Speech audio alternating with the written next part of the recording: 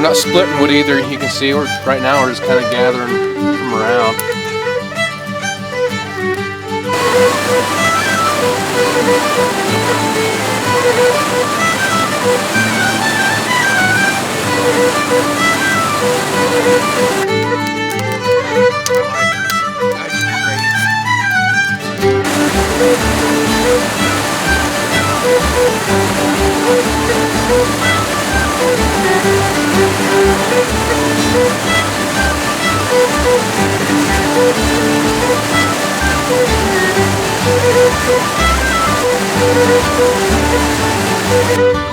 There we go. A little bit of a view there. We could warm up some water and you could just teabag it in the water. I don't know. I hope this is interesting to you guys. It is to me. And you can see how much ice formed in there. This is actually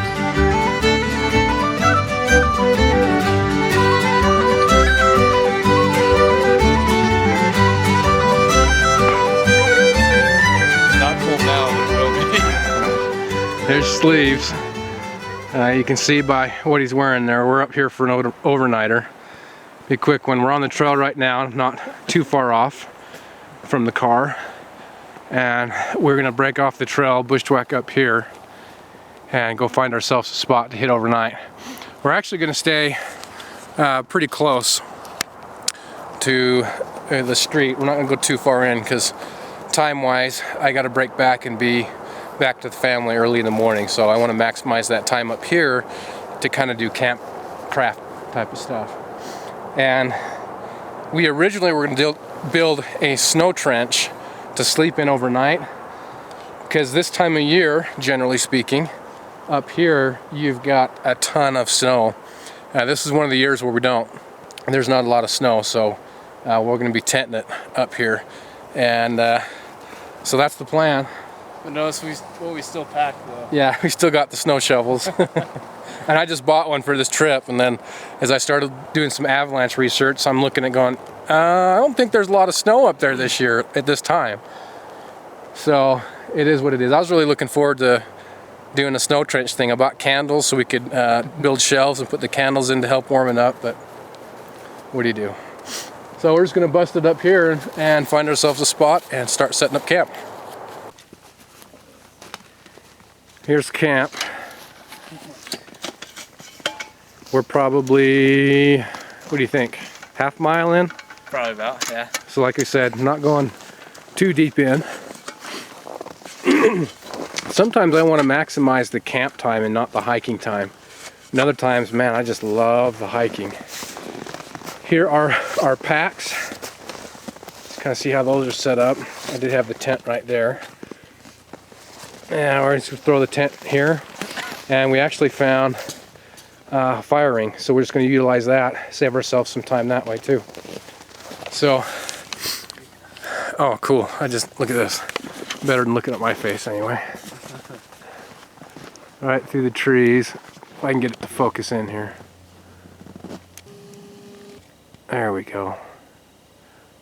A little bit of a view there, and if we pan over, if you can see through the trees, you're not going to be able to. Just kind of the same thing over there. Tell you, the temptation to move the camera right then. I was going to say, in the worst view. I should have done it. I'd have laughed because you know your balls would have got all cold. It wouldn't have been worth it. Wouldn't have recovered from that for a while. We could warm up some water and you could just teabag it in the water.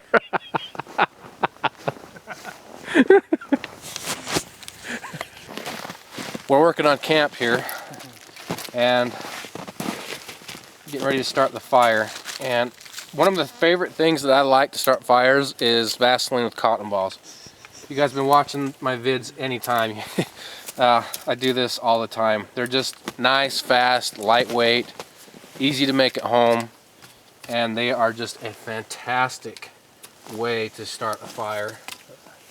Even in cold weather, I've been in really cold weather, and it just works like a charm.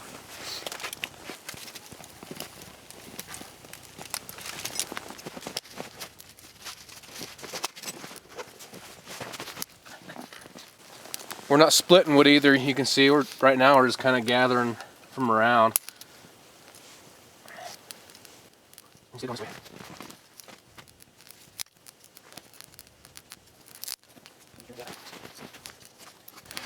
Then we do have a platform underneath of some just branches just to get the fire started up and off the snow.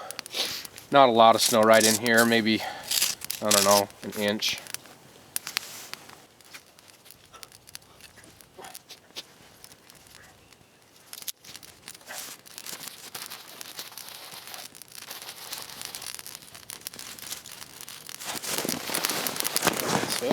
There she goes.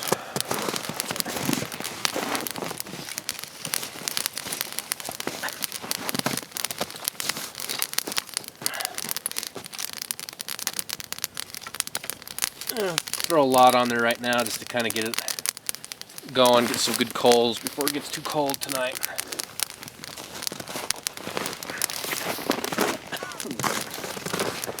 Ooh, man, I haven't smelled that in a long time. That smells nice.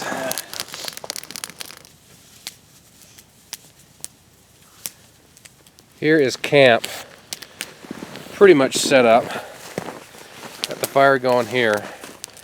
We put the tarp so we can kind of reflect some of that heat back onto us so we can get underneath the tarp.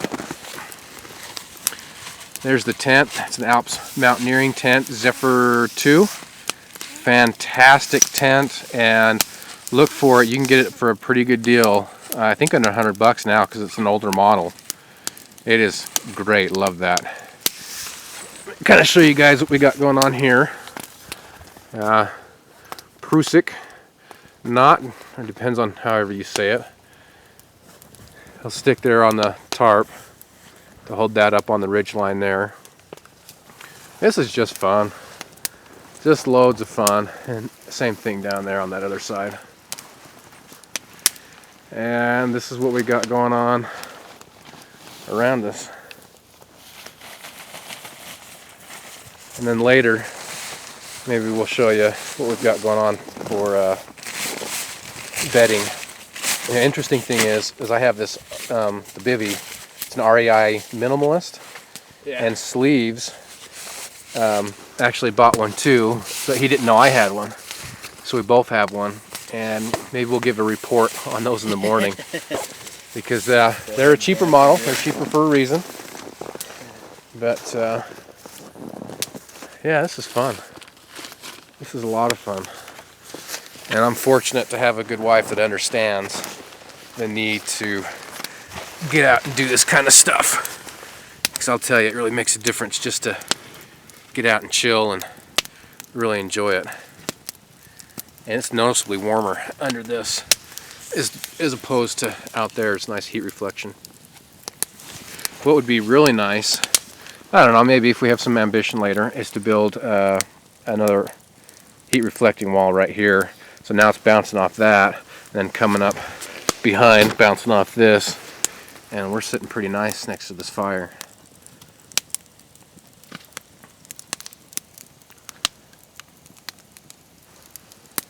Okay, this liner thing's pretty sweet though. It's got a... Sleeves is over there with the jet boil he borrowed from a buddy. You're trying that out. Watch that blow up in your face. Okay,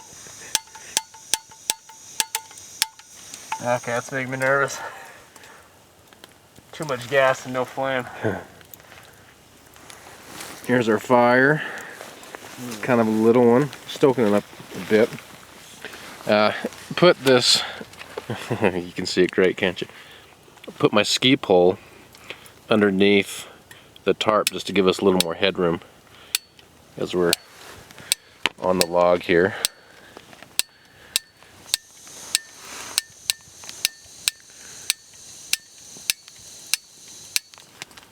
Okay. I got a lighter. So that's something you'll grab too. Oh, I've got it right here. Oh, you do? Yeah. Why? Why? What? You don't have it on you? What? Guess what I have in my ribs pack? Haven't we been through this before? Want to get a bite to eat? Yeah. If I've got some food right here in my back.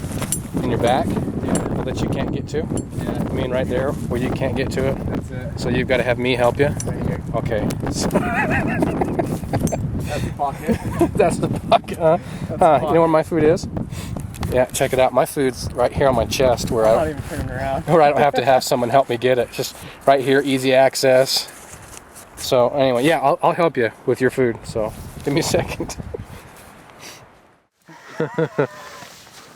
Back here. See, if I had my mittens on, I'd flip you off.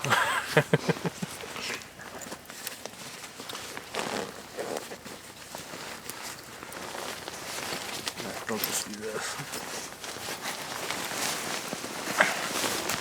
Turn your gas on, I guess. Yeah, is this still recording? Yeah. Okay.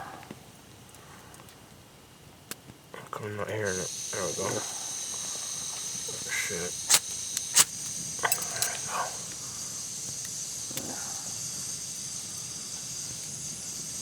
Huh. That doesn't seem like a very big flame. Yeah, because I'm not a flamer.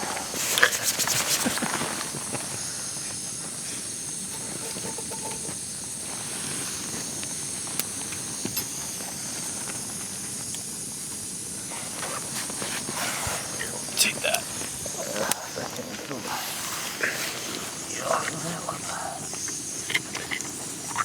Is that low gas?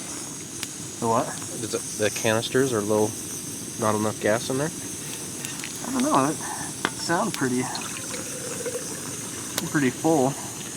Maybe it's just the way it's designed, it doesn't need to. I've never used one of these before. I just used the MSR pocket rocket. I hear a lot of good things about these though, the jet boils. It's designed to boil water and nothing else.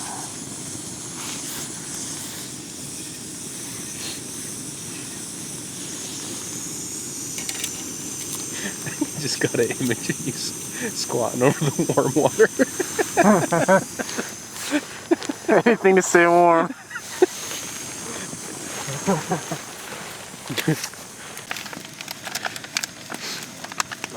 So how long do you think that took for it to boil? I don't know if it was. You're just over or just under a minute. Yeah, it wasn't long, was it? Yeah, it was pretty quick. I mean, you got up, sawed off that nub, and came back, and it was done. Because I'm a nub sawyer. Yeah. How much water do you have in there? 2 cups. So we took most of the rocks from this side. You kind of see it and built it up on that side to give somewhat of a reflecting wall. Bounce it off there, like we were talking about earlier, and then bounce it off this tarp. And it's noticeably warmer under that tarp than it is when you're not under it. Yeah. I'm still amazed the ground's frozen over here. It's still pretty solid. Yeah, I mean that is. Oh yeah. This is still rock hard. We just drug over a little log here, give us somewhere to sit, get our butts up off the cold ground. It's not half bad in here.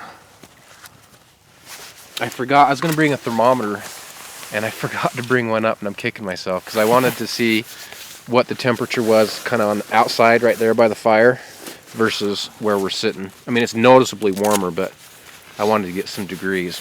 Oh well. We're calling it a night. There's Sleeves. I'm sliding down. Already? Yeah. We're on a little bit of a slope. I end up in the bottom of the baby sack. So what I've got going here is I've got that fleece liner, and then outside that I've got a wool blanket. It's actually the 80-20 blend, 80 wool, 20 polyester. And then I've got my 0 degree Kelty Mistral, and then on top of that here we have the bivvy. So we're just kind of employing the layering concept to the sleeping because we're anticipating it getting down to much less than 0 degrees tonight. In fact, it might get down negative. So far it's been alright hanging out by the fire with the tarp. That kept it really warm, and then we built up the side of the wall. And then right now this is going to get interesting. Probably going to leave these bivvies open a little bit so we're breathing outside, because these tend to have to condense, and we don't want to get wet or damp tonight. That'd be a bad idea. And I don't know, I might throw my rain gear here in the bottom of my bag just to wrap my feet up if they get cold, and then it'll keep these somewhat warm. Keeping our water bottles inside our sleeping bags so that they don't freeze. I might have to pull out my water bladder that's in my bag.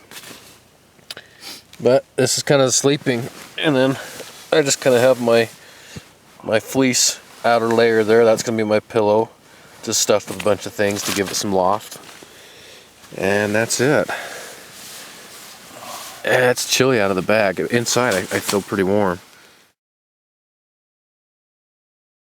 Here's a morning report.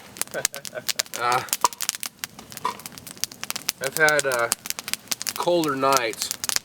I've slept colder on warmer nights. So it was pretty cold last night, but with the layering we had going on, it was tolerable. I woke up several times cold, but it wasn't one of those deep chill to the bone colds. You're just dying for the morning sun to come up, or you come out here by the fire. So I'll say it was tolerable. I don't know what the temperature was. We'll get back and see if we can check the temp up here and see what it was like. The bivvies, sleeves, you said, Huh? yours got real wet inside. Yeah, like there was water dripping down on my face. So there's your report on the bivvies. Mine wasn't too bad because mine was only covering the bottom portion of my body, which coincidentally enough, really what was cold on me was my core. My toes, they stayed pretty warm. Double layer socks on. But yeah, those bivvies, they're not the Gore-Tex. Like I said, they're the cheaper stuff, so they don't breathe very well. Kind of experimenting with the tarp too. I just want to see if the embers will burn any holes in it this close to the fire.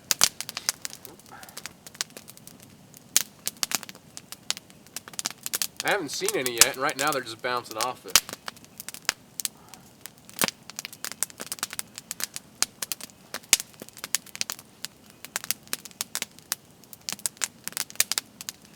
But what we found last night is the fire that we've got right now is way too big. Or we didn't need one that big. We had just a relatively small fire. It kept it pretty warm in here, and there was a big significant difference between in here and then out from under the tarp. Yeah, this vid, I don't know, it might be a little bit different. This might be more of a hangout vid. Kind of relaxing. Just showing what we're doing, I guess. Maybe this will give you an idea how cold it was. That's frost on the outside of my sleeping bag. Now the sleeping bag right here, this side, was up against the side of the tent, so that's probably where that came from, but it's even down on my feet. But, you know, all considering, I slept pretty warm. Again, considering. But yeah, overall it really wasn't that bad of a night. And those layers inside the sleeping bag, had I just gone with a 0 degree sleeping bag, that wouldn't have worked for me. I think I'd have been miserable. It would have been freezing. Yeah. So I put my water bottle, you guys saw where I put that last night, and you see it did very well. And I kept my bladder outside of the tent. I just put it deep down inside my pack. I don't know, I hope this is interesting to you guys. It is to me. And you can see how much ice formed in there. This was actually, this piece right here was turned, so this was kind of the top layer of the of the water, and you can kind of see it in there a little bit, maybe. There you go. So that's kind of the big difference between, you know, being in your bag versus in there.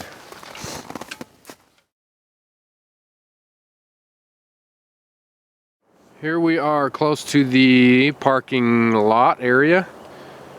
Probably hear the cars in the background. What a beautiful, beautiful area this is. Once again, every time you do that when you're panning the camera, I just want to be mooning you by the time you get here. But we're just headed out. We're all packed up, ready to go. I'll take that. This is a fun trip. It's a little bit cold now. I'm having a hard time talking.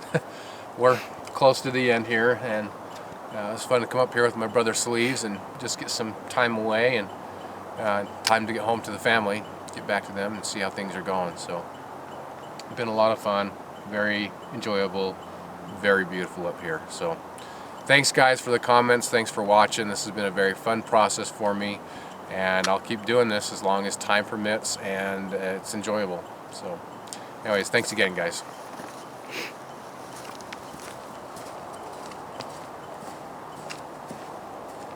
Yeah, if you're wondering, he just left me here, holding the camera, didn't even say bye. It's kind of brotherly bond that we share. Well, we'll see you guys.